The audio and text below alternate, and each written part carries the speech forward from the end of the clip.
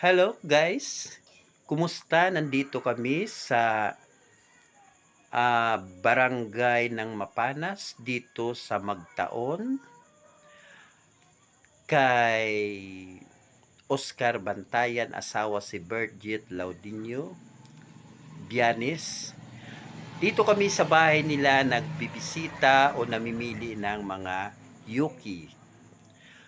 Nandito yung kaibigan ko, nagmamassage, therapy, at saka yung may mga pilay kaya niya pagalingin. Combine kami kasi ako naggagamot sa spiritual, physical na pamamaraan. Siya naman, physical body, nagmamassage, physical therapist.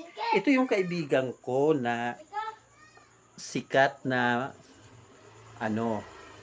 mayroon kami mga costume. Yan ang costume namin sa panggagamot. Maganda siya na costume. Tingnan mo naman siya. Maganda yung forma niya at saka makisig na lalaki. Yung mga forma namin, ito ang aming mga costume kasi para attractive sa tao. Guys, comment kayo, follow, at ka-feeling. I-heart nyo kami dyan, i-follow nyo kami para naman ang aming mga video ay ma-share sa iba.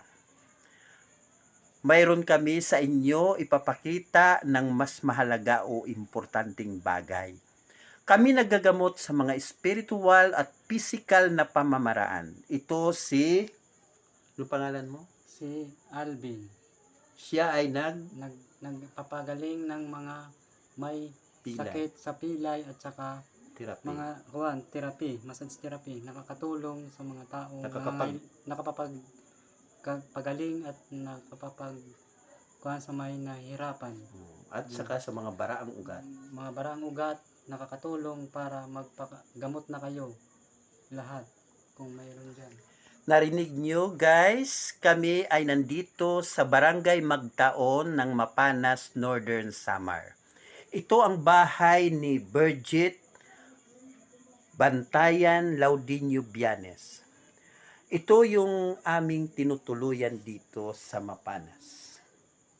Ito yung kanilang sala papuntang kusina. Ito ay gawa sa Nara.